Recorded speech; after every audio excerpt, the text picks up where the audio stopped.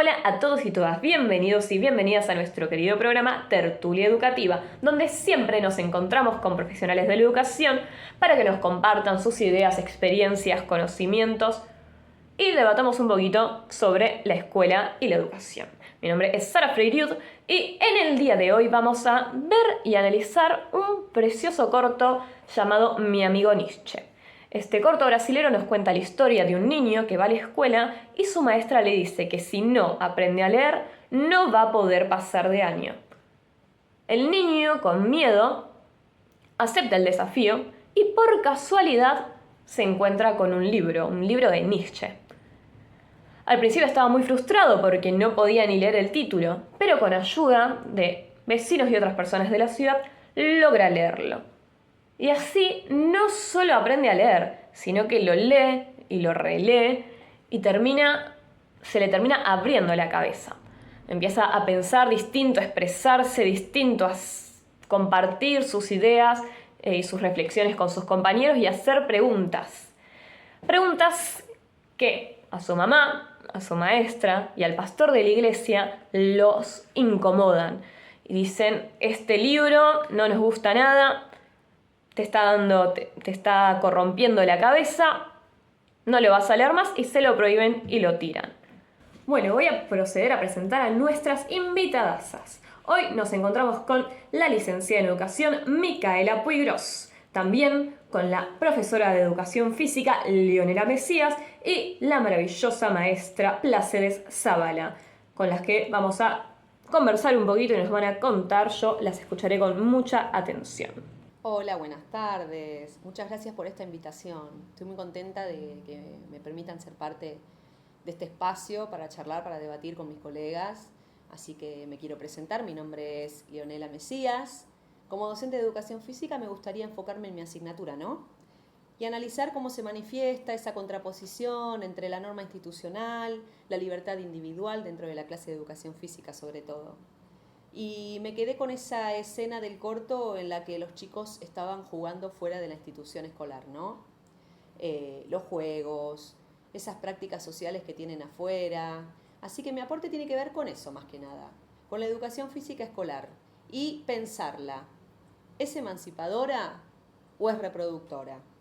¿El currículum y las prácticas promueven cuerpos dóciles o sujetos autónomos?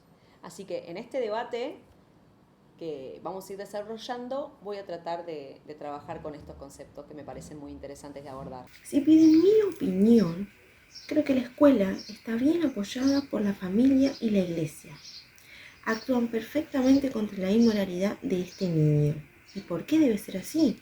Porque basándome en Bourdieu, estas instituciones tienen el poder de conservar nuestros bienes culturales. ¿Cómo podemos ir en contra de la ortodoxia que ha construido nuestra prestigiosa civilización? La verdad es que noto que le está costando demasiado aceptar los cambios.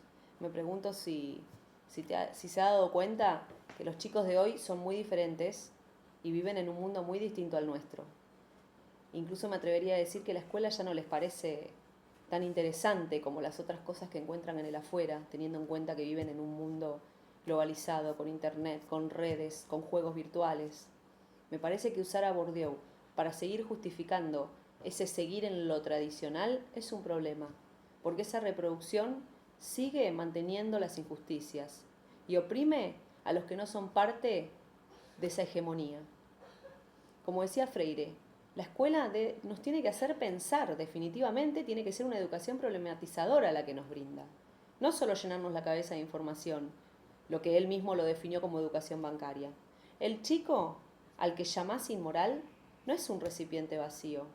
Viene con una historia detrás, viene con experiencias, saberes previos, y eso hay que tenerlo muy en cuenta para trabajar en educación en esta sociedad actual.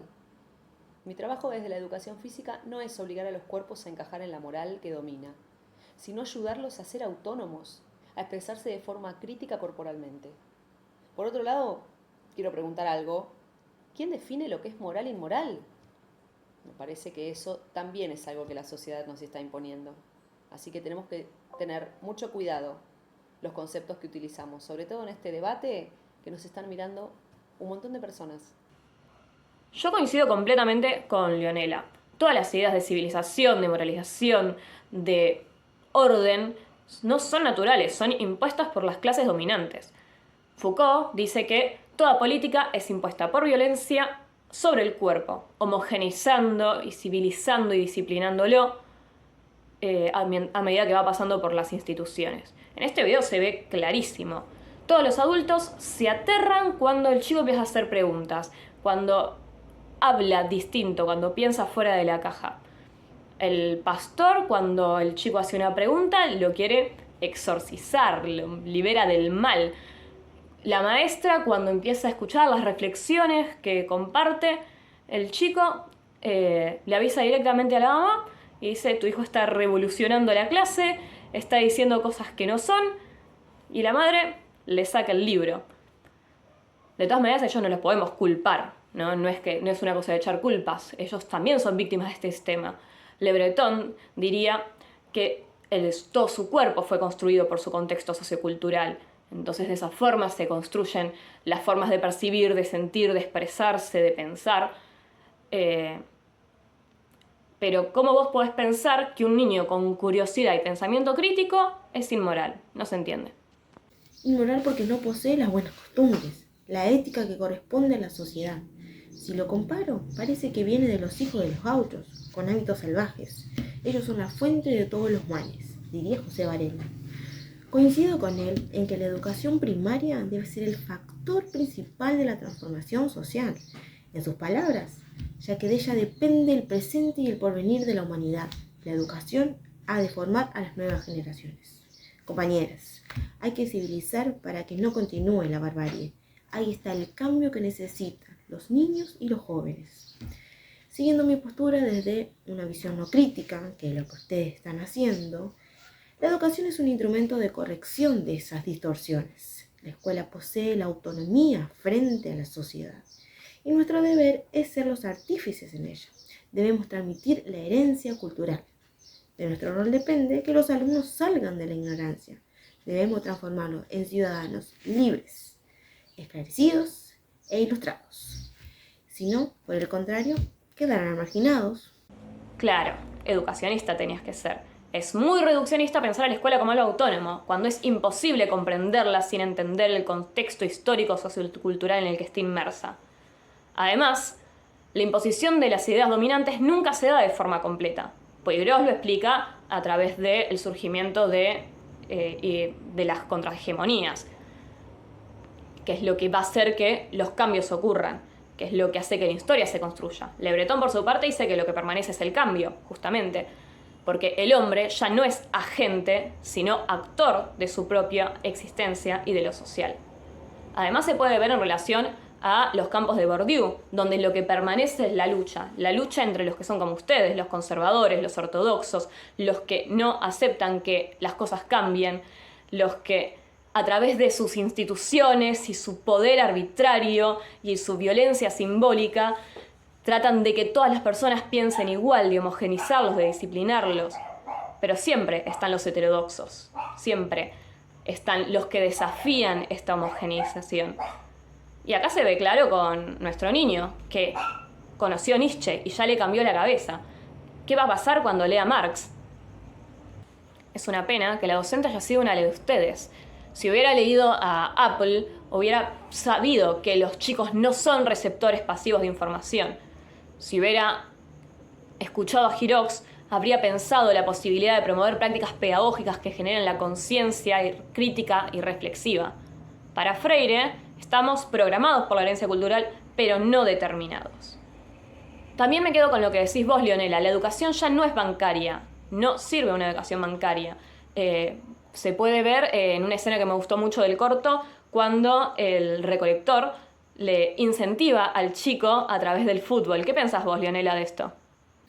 Y si vieron sus aposentos, verán que la ignorancia cumplió su objetivo en ese hombre. Quedó marginado. Es más, capaz que trayéndolo a la Argentina lo puedo adjetivar como un subversivo, un obrero que infiltra ideas marxistas erróneas. Es una clara amenaza para la niñez, la adolescencia y la juventud. Es por eso que nosotros debemos corregir y enmendar, vigilar y disciplinar. Creo en el modo de ser docente en el que yo me he formado. con el discurso pedagógico moderno, siguiendo valores de patria y nacionalismo, y por supuesto, la familia como unidad básica de formación. Con la experiencia que he tenido, colegas, les aconsejaría a ustedes volver a las bases, más usted, en su campo, profesora de educación física. El entrenamiento militar y gimnástico, si bien recuerdo, fuera un excelente recurso para el disciplinamiento, la normalización y la remoralización de los estudiantes. La matriz normalista se va deteriorando y la sociedad no conoce otra naturaleza que la de ser sometida a la autoridad de los sistemas. ¿O me equivoco? Es increíble, discúlpeme. Volver a la disciplina militar y a la gimnasia estricta, lo que propone, busca un cuerpo dócil, que solo obedece, que todos se muevan igual, y usar justamente el movimiento como una herramienta para que las ideas de los grupos de poder se sigan repitiendo, tal como las instituciones intentan hacer con el chico en el corto. Brach nos pide que pensemos la educación física como algo más que solo el entrenamiento. Queremos que sea un lugar para pensar críticamente y crear nuestra propia cultura corporal. La clase de educación física no es para obligar a moverse o comportarse de tal o cual manera, sino para que el alumno pueda inventar su propia manera de usar su cuerpo. El chico que está leyendo a Nietzsche está haciendo justo eso. Por eso mi clase de educación física debe ser un lugar donde él pueda hacer lo mismo, con el juego, con el deporte, con la gimnasia, entender por qué se juega así, quién puso esas reglas, por qué, y sentirse libre de proponer, modificar. ¿Se entiende? La educación, como dice Freire, es hacer conciencia con el movimiento. No queremos dar lecciones de moral, sino liberar. Y antes que me olvide, para responderle a la licenciada, justo ese momento que ella menciona, esta escena entre el chico y el cartonero, me parece fundamental, porque ahí se ve perfectamente la contraposición entre saberes populares y saberes legitimados por la institución. Justamente un sujeto marginado por la ortodoxia, que defiende la señora Placedes, no le da una gran clase de saberes legítimos, sino que lo invita a leer a través de algo que forma parte de su vida cotidiana, el fútbol. ¿Qué más? Totalmente arraigado a nuestras raíces. En cambio, la maestra está utilizando el saber oficial como una herramienta de coerción. Si no aprendés, no pasás de grado. Ese es un claro proceso bancario, donde el alumno es un objeto y lo único que importa es la evaluación, la nota. No miramos el proceso educativo, ¿no? Esta escena es Freire puro. La educación debe partir del universo del estudiante y de su realidad. El chico no aprendió a leer por la presión escolar, ¿se dieron cuenta? Sino por una necesidad ligada al saber cultural. Aparece esa relación dialógica del aprendizaje, la curiosidad, la pregunta a los vecinos, más lo que él entiende, lo que él está comprendiendo de esa lectura. Así se construye el aprendizaje. Pero ese diálogo no sucede con la senio, sucede afuera, con el saber popular. Y eso es muy importante tenerlo en cuenta, ¿no? ¡Wow! ¡Qué rico este programa! Hemos aprendido un montón. Lamentablemente se nos termina el tiempo. Así que quiero agradecerles a nuestras queridas invitadas por compartir sus ideas. Podemos darnos cuenta de que la educación, las ideas de la educación no son homogéneas, sino que siempre hay tensiones, debates, ideas distintas. Así que les agradezco mucho que hayan podido acercarse, que hayan podido compartir sus reflexiones acerca del corto, sus conocimientos. Les agradezco un montón y espero verlas pronto. Muchas gracias.